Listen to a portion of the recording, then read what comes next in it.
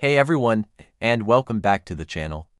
Today, we're diving into something that might seem a little intimidating at first, but I promise, it's a total game changer for students, professionals, and pretty much anyone who wants to get organized.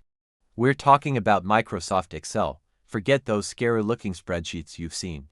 By the end of this video, you'll see Excel not as a chore, but as your secret weapon for everything from tracking your grades and managing your budget to organizing research data.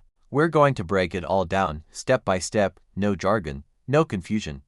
Ready to become an Excel whiz? Let's get started. Alright, so you've just opened Excel. What are you looking at? This grid of boxes is called a worksheet, or just a sheet. The entire file you're working in is called a workbook, and you can have multiple sheets in one workbook. See these tabs at the bottom? You can add more sheets, rename them, and organize different sets of information. Super handy for keeping different subjects or projects separate but all in one place. Each little box is called a cell, and every cell has a unique address, like a house on a street.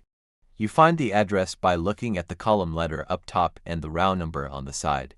So, this cell right here is A1, this one, that's C5, simple, right? This addressing system is the key to everything powerful in Excel. Now, let's put something into these cells. You can type text, numbers, dates, anything you want. Just click on a cell and start typing. Let's create a simple table to track grades. In A1, let's type subject. In B1, assignment. And in C1, grade. See how easy that is? You're already creating a structured dataset. Go ahead and fill in a few rows. Maybe math in A2, homework 1 in B2, and let's say you got a 95, so type 95 in C2. Add a few more for practice. You might notice the text in some cells gets cut off. No problem, just move your mouse to the line between the column letters, like between A and B your cursor will change. Now, just double-click, boom, the column automatically resizes to fit the content. You can also click and drag to set the width manually. Same goes for rows. Now, let's make this look good. Formatting is your best friend for making data easy to read. Let's select our headers in row 1. Just click on A1, hold the mouse button down, and drag across to C1. Now look up at the ribbon, this big menu at the top. In the Home tab, you'll see options you recognize from Microsoft Word. Let's make the text bold. Maybe we can change the fill color of the cells to make the headers stand out. A light gray or blue usually looks nice and professional. You can also center the text in the cells to make it look neater. Experiment with fonts, colors, and borders. A little bit of formatting goes a long way. Okay, let's get to the really cool part, formulas. This is where Excel's magic truly happens. Formulas let Excel do the math for you. Every formula in Excel starts with an equals sign. This tells Excel, hey, get ready to calculate something. Let's say we want to find the average of all the grades we listed. Find an empty cell, maybe right below your list of grades. Type an equals sign. Now, type the word average, and then open a parenthesis. Excel is now waiting for you to tell it asterisk what asterisk to average. You can either type the cell range, like C to C5, or you can just click on the first grade in cell C2, hold, and drag down to the last grade. See how Excel highlights the cells and writes the range for you. Now, close the parenthesis and hit enter. Instantly, Excel calculates the average for you. And here's the best part, it's dynamic. Go back and change one of your grades. Watch the average update automatically. No more manual recalculations. This is huge for everything from budgeting to science experiments. Let's try another one, the sum function. It does exactly what it sounds like, it adds things up. Let's say you're tracking your monthly expenses. You've got rent, groceries, transport, each with a cost next to it. In a cell at the bottom, type equals sum, open parenthesis, select all your costs, close parenthesis, and hit enter. There's your total monthly spending, calculated in a second.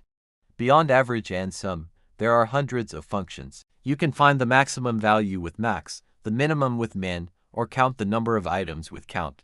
Don't feel like you have to memorize them all. Excel has a handy formulas tab. You can explore categories, and Excel will even guide you on how to use each function. It's like having a math tutor built right in. Now that we have our data and some calculations, let's visualize it. Humans are visual creatures, and a chart can tell a story much faster than a table of numbers. Let's make a chart of our grades. First, select the data you want to chart. In our case, let's select the subjects and the grades. So, select all your subjects in column A, then hold down the Control key or Command on a Mac and select all your grades in column C by holding Control. You can select non-adjacent columns. Now, go to the Insert tab on the ribbon. You'll see a whole section for charts. You've got bar charts, pie charts, line charts, so many options. For comparing grades across subjects, a column or bar chart is perfect. Let's click on Recommended Charts. Excel is smart and will suggest a few good options based on your data. Let's pick the first one, a simple clustered column chart, and click OK. And just like that, you have a beautiful, professional-looking chart. You can customize it, too. Click on the chart title to change it to something like My Grades This Semester. You can click the little plus sign next to the chart to add things like axis titles or data labels that show the exact grade on top of each bar. You can even change the colors and style from the Chart Design tab that appears when you select the chart. And remember how our formulas were dynamic, so are the charts. Go back to your data table and change a grade. Watch the corresponding bar in the chart grow or shrink in real time. This is incredibly powerful for presentations and reports. Before we wrap up, let's talk about sorting and filtering. Imagine your list of subjects gets really long. You might want to see them in alphabetical order. Just select your entire table. Go to the Data tab and click Sort. A window will pop up. You can choose to sort by the subject column. From A to Z, click OK, and your entire table rearranges itself, keeping all the rows intact. Or what if you only want to see your math assignments? That's where Filter comes in. With your table selected, click the Filter button in the Data tab. Little drop-down arrows will appear on your headers.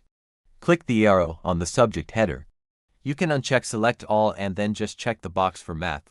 Click OK, and Excel will temporarily hide all the other rows, showing you only your math grades. To see everything again, just go back to the filter and click Clear Filter.